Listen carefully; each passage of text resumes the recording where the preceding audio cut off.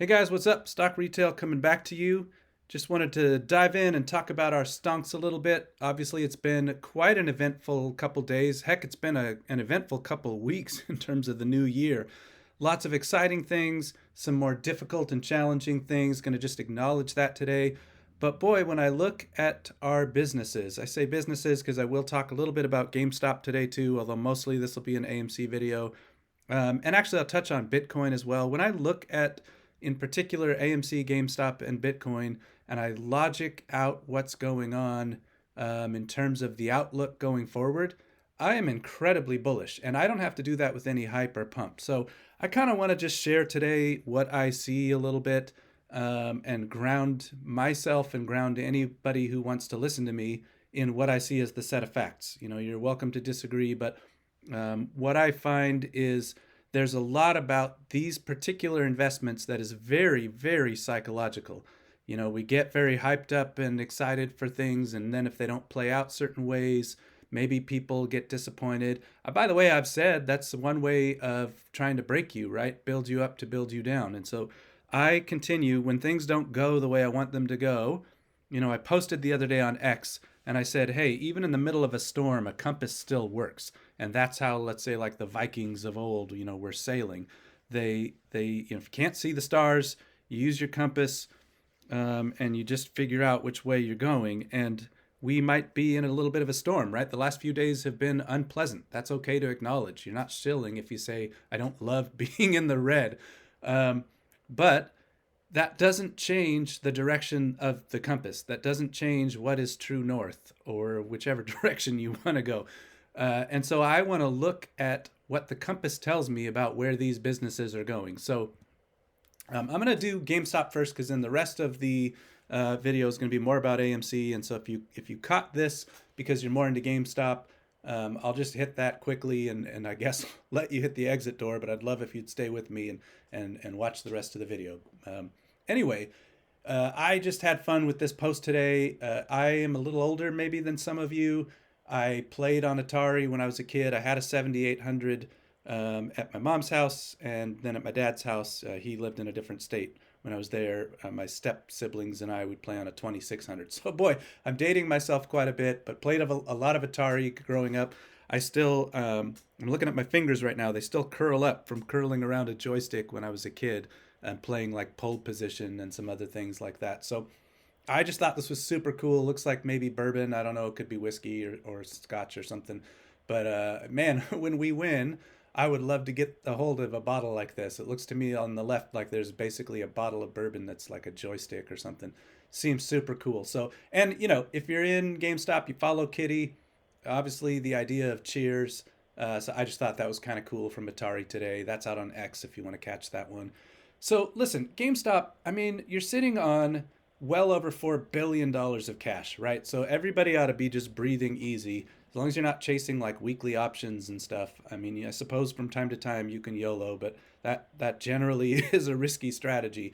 But if you're in it long term and you're a hodler, then you're like, listen, we got tons of cash.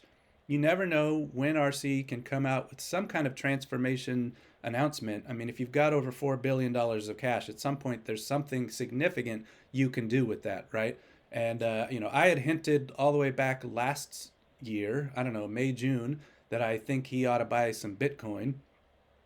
Let us see what will happen there. If he ever announces that, that tends to make stocks fluctuate pretty wildly too, and often to the upside. So you never know when he's going to announce what he can do with that $4 billion plus. And I mean, who wants to bet against Kitty? You know, I personally, I'd love to ride with him, not against him. And so I think if you're in GameStop, still plenty of reason to be bullish. Games aren't going away. The company has the money to transform. You never know what RC's got up his sleeve. He certainly is moving in silence, which, you know, I am not translating silence as doing nothing. I think perhaps he just is very shrewd that way. And then obviously Kitty has his own plans that he clearly is up to things. So very, very bullish for you guys in GameStop. I've been more of an AMC ape, but I want us all to win. So I wanted to hit that because I still see a lot of positives there, and I don't think it's a time for any sort of fear-based thinking.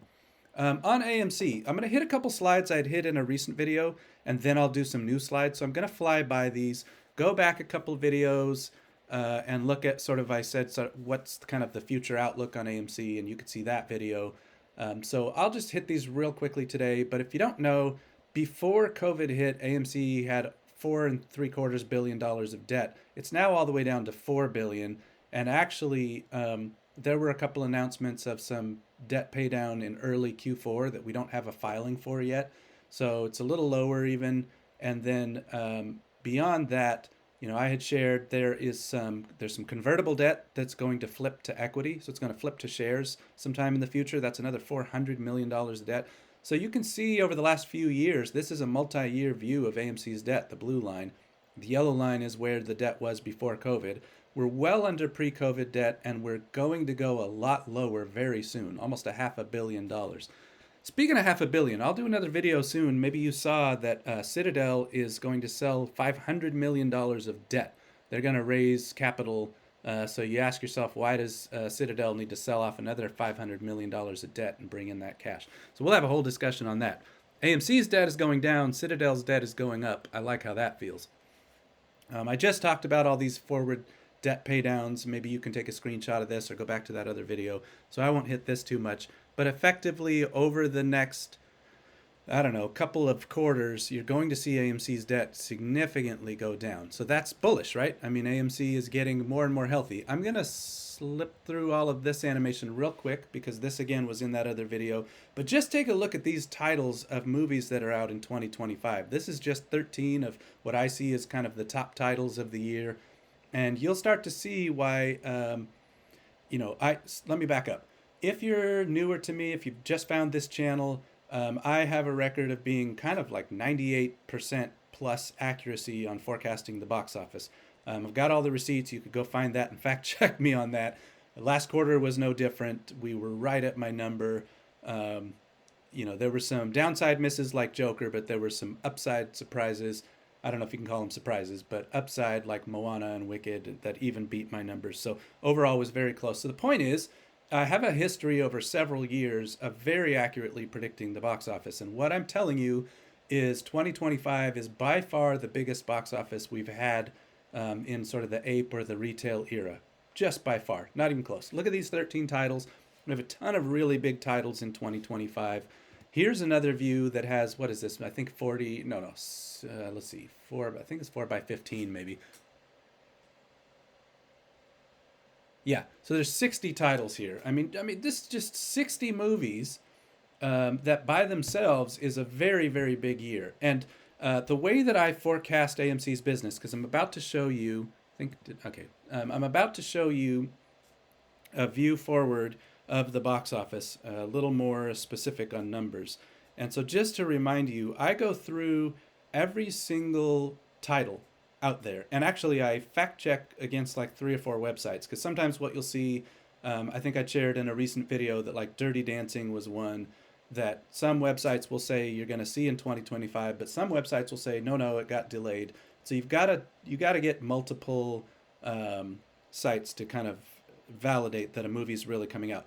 But this list is pretty solid, and there just is a ton of releases in 2025 and a ton of big releases. We continue to grow, and so, again, if the stock price is down but the business is going up, you start saying, hang on, why is there a disconnect? What's going on? And should I really be scared, or am I excited about this business? And so I want to just now start to kind of look at it a little bit differently than the last video. So again, for those other slides, go back. There's more detail discussed. The concept of stocks, or even let's go back to Kitty. When he showed up, what is it? It's deep freaking value. I just laugh because I tend to not swear as much. But if that is the way that you prefer to say it, by all means. Frankly, I love him. I'm a big fan. And so the concept of finding a deep value stock. Well, what do? You buy low, sell high, right? So what's happening with AMC right now?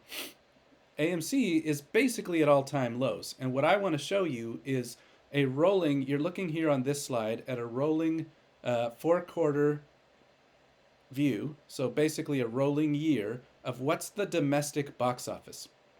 If you followed me for a while, you know that I extrapolate out the domestic box office to kind of get to AMC's global revenue. There's been a trend over time that you can kind of forecast what AMC's total revenue is around the globe based on the domestic box office. So you can see back in 2023, we were doing well. So if you remember, Q2 and Q3, AMC had two in a row profitable quarters, Q2 and Q3 of 2024. And you can see we kind of peaked here in terms of a rolling year box office, uh, really the whole full year of 2023. And then the strike hit, right? So then we started bringing in lower quarters, and boy, that was a big dip. And so Adam had to deal with that. We had dilution. The trolls will tell you that Adam is just killing the squeeze. But look at what happened to the industry, and Adam had to make sure we survived that. And so that all made sense to me. I had told you even a year out on that one what would happen through the whole year of 2024. Um, but here's where we are now. So we are in Q1 of 25. We just had a couple of much better quarters. Q3 and Q4 of 24 were far better than where we had been. Well, we're going to see the results published here in the next month or two for AMC. And I believe Q4 was pretty good. I'll do a forecast on that sometime soon. But you can just see in terms of the box office that we are right back at kind of the top of where we've been in terms of a rolling year. You're only here, but now look at where we're going. Why would you sell a stock when it's here, when the industry's about to do this? And if I showed you 2026, go out and search a few of the big kind of movie industry accounts, whether on X or just on the web, and you will see there's starting to be a lot of discussion about whether 2026 will be an all-time record box office. Yes, I said that. All-time record box office. Why would you sell when AMC's price is basically at the bottom and the industry, again, if I took this chart out to 2026, you're talking maybe up in kind of $11 billion domestic box office or something when we're talking all-time records. We're starting to get way up there. That's the kind of stock you want to buy, not sell, right? So why would I fear? Why would I worry about AMC's stock, being depressed? It's down about 20% so far in these couple weeks of the new year. And then also, why would I even believe that that matches the value of the company? AMC's selling at a price to sales of about 0.26 or something as I record this video. It's insane. But let's keep going. So in the year 2024, you can see now 3 of those quarters are actualized, and then I have right now kind of a forecast on Q4. And so you can see, let's just say I'm anywhere close on Q4, that we've improved on the year by $70 million in spite of that strike. Go back and look what the strike did to the box office. And I'm telling you, we improved on our earnings. That's pretty crazy. So, in a year where we had the strike impact, we've improved by almost $100 million in our earnings. All right, so we're going the right way. And I just told you a little while ago that our debt is much lower now. So in 2025, we're going to have less debt payments, plus the box office has improved. And thus, I have a full year profit forecast. I will sometime do a more deep dive on 2025 and show you by quarter and all that stuff. So don't take this as any kind of final forecast from me for 2025. I'd like to think perhaps this is even conservative. If we grow the popcorn business more, if we ever perhaps consider doing candy at retail, if our debt continues to go lower, there's a lot of reasons, or if the box office is even better than I'm saying, there's a lot of reasons we could be doing better. But regardless, I'm talking about more than a $300 million year-over-year improvement in bottom line earnings. And remember that earnings even includes some non-cash expenses, and so cash improving as well by a significant amount. And then in 2026, I am not here showing that discussion I just mentioned in terms of all-time highs at the box office. I'm just showing a reasonable growth. I think I had 2026 right now growing at just 6.5% over 2025. And to be honest, I think it's going to be a lot bigger than that. And so really, I had said on X that would be looking at like a $700 million bottom line for the year and like $1 billion in cash or something. Imagine a 2026, if you could buy a stock right now for, barely over $3 that starts to generate that kind of earnings in cash. I don't know who's not getting into that. I don't let me sell you on it. Don't let me hype you on it because I'm giving you forecasts that could well be wrong. But that just seems crazy to me to not get in. And look at pre-COVID. I'm saying that this year we're going to beat pre-COVID and next year crush it. I just don't know why I'd be afraid of a stock like that. That's what, Ken Griffin, who's having to raise $500 million right now, wants you to be afraid and, gives you a bunch of shock and awe like the Wizard of Oz. To me, there's just nothing behind that curtain, and I can stick around. That's my point of view, and it's based on the business. So AMC's 2025, a little more detail, but again, I'll do maybe a deeper forecast video like I do for you guys sometimes. Q1 is light, right? So Q1 every year is the lowest quarter. I shouldn't say every year, but kind of like 9 out of 10 years. If you go back through the box office, you can find several websites, and you'll see Q1 tends to be the lightest. But what's awesome is we're about to ramp up. If you look at it in terms of more of like a monthly view, February and March start to really kick up. You've got Dogman is coming out the last day of January, so I'll kind of count that as February. Captain America, Snow White, Romeo and Juliet. Yes, there's a new Romeo and Juliet. I tweeted about that the other day. In fact, they're kind of saying it'll be kind of like modern music and stuff. Looney Tunes. And so here again, let's kind of crush the fear. People are trying to FUD you. That was the 2 videos ago that I made talking about things like dilution, and people want to scare you about reverse splits, and is AMC even going to have cash? Okay, today is January 14th. Already, we've got like Wolfman coming out and Dogman and oh, you guys, I should go back and look at the list. But there's another movie next week too that I had my eyes on that'll be fun. Um, Shoot, I'm forgetting it right now as I talk to you, but it'll come back to me. Anyway, the point is, the box office is already going to start picking up here over these next couple of weeks. And remember that cash flow is real time. AMC brings money into the tills and pays bills out the door real time, pretty much. And so, as in particular, as Dogman and Captain America and Snow White come in, you're going to see positive cash flows if you had access to AMC's books, let's say on a daily and a weekly and a monthly view. So if we're right now not bankrupt, we've already survived. What the heck am I going to fear? And then I'm telling you, look at the second bullet here. Q2 is going to be at or beating our best ever box office of the ape era. And then Q3 is also very, very strong. All these quarters now start to be way over $2 billion at the box office. Q2, let's say, I don't know, 2.6, 2.7. Q3, like 2.4, 2.5. And then Q4 is just going to blow the doors open. Let's go back here, actually. Whoops, too far back. What are we doing? There we go. Q4 has Avatar and quite a bit of other of these, large movies. And then don't sleep on that Michael Jackson biopic that I've told you about. There's a lot of discussion on that being huge. You want to talk about the GOAT.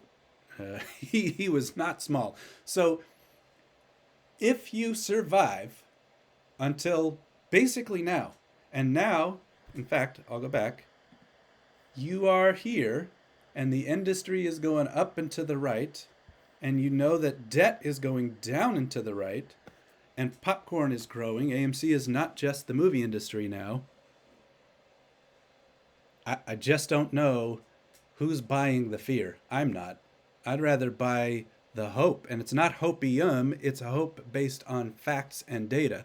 So TLDR, I guess I've kind of hit that point quite a bit at the bottom here. From February on, or even especially from March on, because then you also get Snow White and some of these, it's basically positive cash flow and earnings from here on out for AMC. And yes, we've said that before to each other, us apes.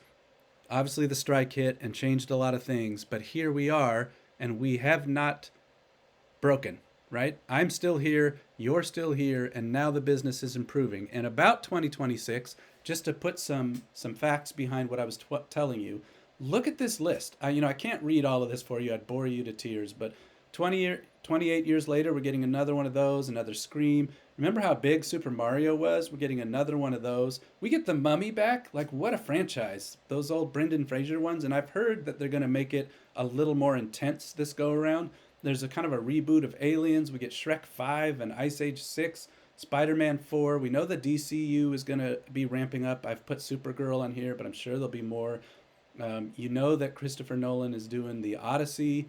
Um, we've got a new Teenage Mutant Ninja Turtles and Toy Story 5, a Spielberg movie, another Hunger Games, Jumanji. Like, it's insane. 2026 is just going to be ginormous, if I could use that word. And so just say it out loud. The stock is basically at all time lows. The business is about to radically improve. You just watch, track the box office going forward, and just watch it start to get hotter and hotter and hotter throughout the rest of this year and then all of next year. You know that it's a good strategy to buy low and sell high. It feels to me like it's all psychology, serenity, and locked boxes. And anyway, you always know what I believe, which is we will win. So let's go.